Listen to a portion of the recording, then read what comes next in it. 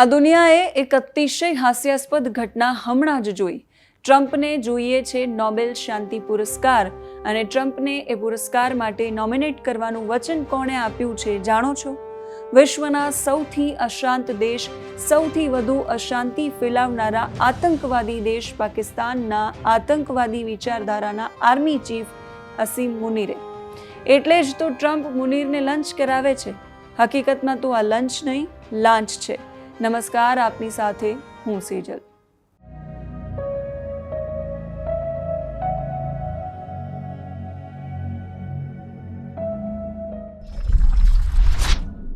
G7 summit પછી ટ્રમ્પે પ્રધાનમંત્રી મોદીને પણ આ લંચ માટે આમંત્રણ આપ્યું, પણ પ્રધાનમંત્રીએ આ રિક્વેસ્ટનો એકદમ પોલાઇટલી અસ્વીકાર કર્યો. આ ઘટનાને હવે ભારત તરફથી જોઈએ તો યાદ કરો, નમસ્તે ટ્રમ્પ અને હાઉડી મોદી કાર્યક્રમમાં હાથમાં હાથ રાખીને ચાલતા મોદી અને ટ્રમ્પને. અને આજે હવે આ લંચ માટે પણ ના, ભારતની ના એ શું સૂચવે છે? ભારત તો જાટકીને ના કહી ચૂક્યું છે કે અમેરિકાએ કોઈ જ મધ્યસ્થી કરી જ નહોતી અને ઇન્ડિયાએ કાશ્મીર પર ક્યારેય થર્ડ પાર્ટીની મધ્યસ્થતા સ્વીકારી નથી કે ફ્યુચરમાં પણ સ્વીકારશે નહીં.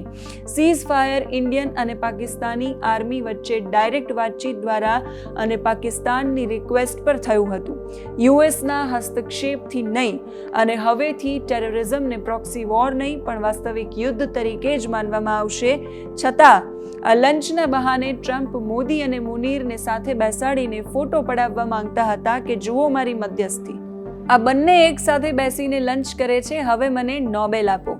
વાત નોબેલની છે એટલે મહાત્મા ગાંધીને યાદ કરવા રહ્યા, કેમ કે ટ્રમ્પને પણ નોબેલ શાંતિની વાતો કરીને જ જોઈએ છે. આ દુનિયાની કમનસીબી એ છે કે ગ્લોબલ પોલિટિક્સ હંમેશાથી આદર્શો નહીં પણ ઉપયોગિતા પર આધારિત રહ્યું છે. અને એટલે જ આખી દુનિયાને શાંતિનો માર્ગ આપનાર મહાત્મા ગાંધીને 5 વાર નોમિનેશન છતાંય આ દુનિયા ક્યારેય નોબેલ શાંતિ પુરસ્કાર આપી શકી નથી. ગાંધીજી માટે શાંતિ એટલે અહિંસા, સત્ય અને ન્યાય પર આધારિત એક લાઇફસ્ટાઇલ હતી.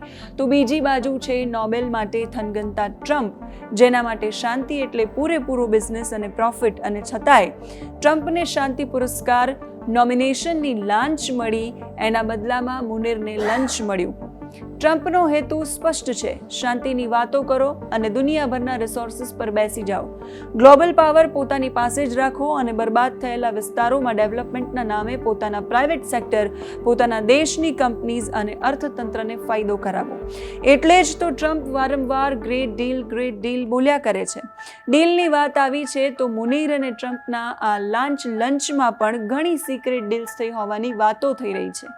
કહેવાઈ રહ્યું છે કે આ લંચનો સીધો સંબંધ ટ્રમ્પના ફેમિલી બિઝનેસ અને પાકિસ્તાન સાથેની એક ક્રિપ્ટો ડીલ સાથે છે.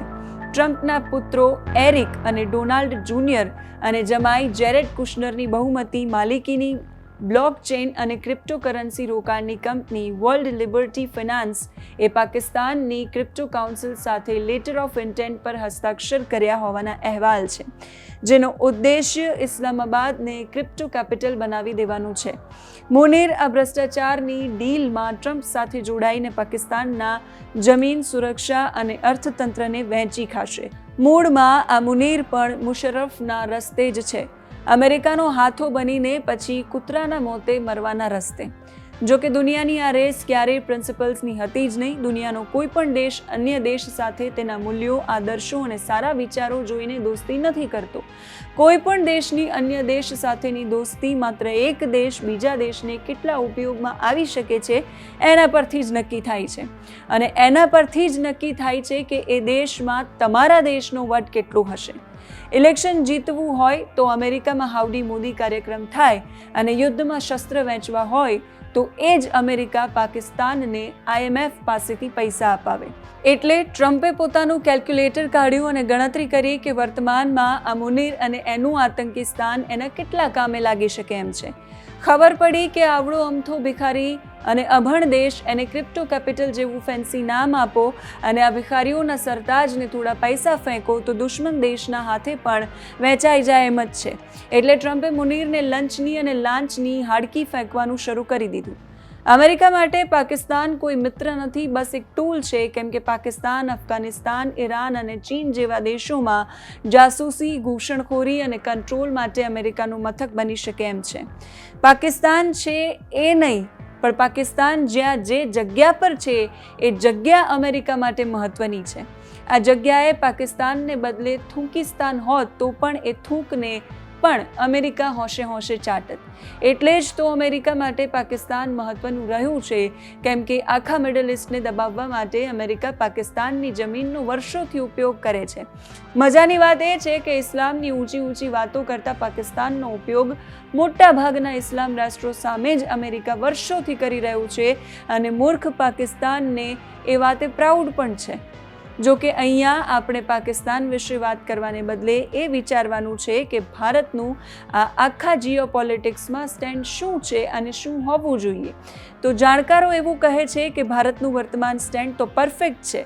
અમેરિકા પાકિસ્તાનની લીટી મોટી કરીને દુનિયા સામે ભારતની લીટી નાની છે એવું બતાવવા માંગે છે, પણ એમ કંઈ માત્ર બતાવવાથી લીટી નાની થોડી થઈ જાય. ભારતની બે પ્રાયોરિટી છે.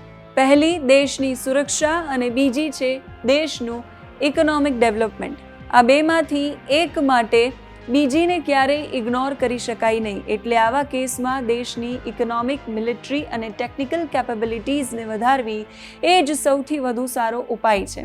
હાલમાં તો એવું દેખાઈ રહ્યું છે કે જીઓપોલિટિક્સમાં ભારત પોતાના આત્મનિર્ભર એપ્રોચ સાથે દ્રઢપણે આગળ વધી રહ્યું છે.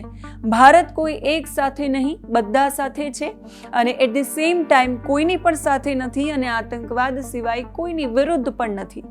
ભારત કોઈનો હાથો બનવાને બદલે માત્ર પોતાનું હિત જોઈ રહ્યું છે. ટ્રમ્પ તરફથી વારંવાર ઉશ્કેરણી છતાં ભારત આક્રોશ નથી બતાવતું. આત્મવિશ્વાસના આધારે ભારત પોતાના નિર્ણયો સ્વયં લઈને આધુનિક વિશ્વમાં ભારત પોતાનું કંઈક અલગ જ સ્થાન બનાવી રહ્યું છે. ઇન્ડિયાની ફોરેન પોલિસીનું આ ઇવોલ્યુશન મલ્ટીપોલર વર્લ્ડ પ્રત્યે મલ્ટીવેક્ટર ડિપ્લોમસી બતાવે છે. અમેરિકાની જેમ ભારત પણ પોતાના હિતો વિશે પહેલા વિચારે છે, પણ એ કોઈના ભોગે નહીં. ભલે ને પછી અમેરિકા કે આખા યુરોપ તરફથી પ્રતિબંધ હોય તો પણ ભારત રશિયા પાસેથી ક્રૂડ લઈને સ્પષ્ટ સંદેશ આપે છે. ભારતની આ સ્ટ્રેટેજિક ક્લેરિટી ભારતને પોતાના વધતા પાવરને ઇન્ટરનેશનલ ડાયનેમિક્સમાં માત્ર જોયા કરવાને બદલે એક્ટિવ પ્લેયર બનાવી દે છે. મતલબ કે પોતાની વેલ્યુઝ સાથે દુનિયા સામે વટ. ઇન્ડિયાએ ક્લિયરલી કહ્યું છે કે ટેરરિઝમ પર ડબલ સ્ટાન્ડર્ડ્સ ન હોવા જોઈએ. કાશ્મીર મુદ્દે કોઈ પણ મીડિયેશન ક્યારેય નહીં એવો સ્પષ્ટ સંદેશ. ઇઝરાયલના ઈરાન પરના હુમલાની SCO નિંદાથી પોતાને દૂર રાખવું અને ગાઝા યુદ્ધ વિરામ ઠરાવ પર UN જનરલ એસેમ્બલીના મતથી દૂર રહેવું, આ બધું જ ભારતની ઇન્ડિપેન્ડન્ટ ફોરેન પોલિસીને સારી રીતે દર્શાવી રહ્યું છે, જેનો હેતુ અસ્થિર ગ્લોબલ લેન્ડસ્કેપમાં પણ દેશના હિતોનું રક્ષણ કરવાનો જ છે. અને એના માટે ગ્લોબલ પાવર્સ કે પછી બધાની સર્વસહમતિથી અળગા થવાની કિંમત ચૂકવવી પડે તો પણ ભારત એ કિંમત ચૂકવવા માટે પણ તૈયારી બતાવી રહ્યું છે. આ ઇન્ડિયાની બેવડા ધોરણોને ખુલ્લેઆમ ચેલેન્જ કરવાની વેલ્યુ બેઝડ એપ્રોચનો હેતુ અમેરિકાની વેલ્યુલેસ ડીલ મેકિંગ આધારિત અને ડબલ સ્ટાન્ડર્ડ્સ વાળી ડિપ્લોમસીને એક્સપોઝ કરવાનું છે. અને આપણે જોઈ રહ્યા છીએ કે અમેરિકા દિવસે ને દિવસે ઉઘાડું પડી રહ્યું છે. આ સ્થિતિમાં ભારત આત્મનિર્ભર બને એ જ ભારતની સૌથી મોટી ઢાલ છે, કેમ કે ભય બિનું હોય ન પ્રીતિ અને દુનિયાને ભારત પોતાનો ભય અનેક રીતે બતાવી શકે એમ છે. પહેલું વિશ્વનું સૌથી મોટું લોકતંત્ર છે, એ જ એની સૌથી મોટી તાકાત છે. દેશ હિતની વાત આવે ત્યારે સત્તા, પક્ષ, વિપક્ષ બધા એક થઈ જાય છે અને એક ભારત બનીને લડે છે. બીજી સૌથી મોટી તાકાત છે 140 કરોડ લોકો, એટલે વિશ્વનું સૌથી મોટું માર્કેટ. દુનિયાની મજબૂરી છે કે ભારત સાથે સંબંધો ન બગાડવા જોઈએ, નહીં તો આવડું મોટું માર્કેટ હાથમાંથી જતું રહેશે. અને ત્રીજું, ભારત પોતાના વર્ષોના પરિશ્રમના પરિણામે વિશ્વનું ચોથું સૌથી મોટું અર્થતંત્ર બની ગયું છે. મહાત્મા ગાંધીના મૂલ્યોને ગ્લોબલ બનાવવા હોય તો ભારતે પોતાની ઉપયોગિતા અને પોતાનો પાવર બંને બતાવવાના છે. આફ્રિકન કન્ટ્રીઝને $11 બિલિયન સહાય, 100થી વધુ દેશને કોવિડ વેક્સિન્સ, વિયેતનામમાં ઓપરેશન સદભાવ અને વર્તમાનમાં પણ ચાલી રહેલું અને પાકિસ્તાનની અરજી, વિનંતી અને તેણે માંગેલી દયાની ભીખના કારણે સ્થગિત થયેલું ઓપરેશન સિંદૂર, આ બધું એ જ પ્રિન્સિપલ્સ અને પાવરનું પરિણામ છે. મૂળમાં 100 વાતની એક વાત છે કે ડોનાલ્ડ ટ્રમ્પ જેવા લોકો માત્ર વાતો કરી શકે છે અને દુનિયાનું ધ્યાન પોતાની તરફ ખેંચવા માટે હો હા કરી શકે છે, હો હલ્લા મચાવી શકે છે, જ્યારે મહાત્મા ગાંધીના આદર્શો શાશ્વત છે એ ભારત સાબિત કરી રહ્યું છે. ટ્રમ્પ રોજ ઉઘાડા પડી રહ્યા છે અને ભારત પોતાના મૌન થકી મહાત્માની ગરિમાને વધારી રહ્યું છે. અત્યારે આ વિડીયોમાં બસ આટલું જ. તમે શું માનો છો એ કમેન્ટ કરીને કહેજો અને આવા જ રસપ્રદ વિડીયોઝ જોવા માટે જોતા રહો જમાવટ. સબસ્ક્રાઇબ કરવાનું ન ભૂલશો. નમસ્કાર.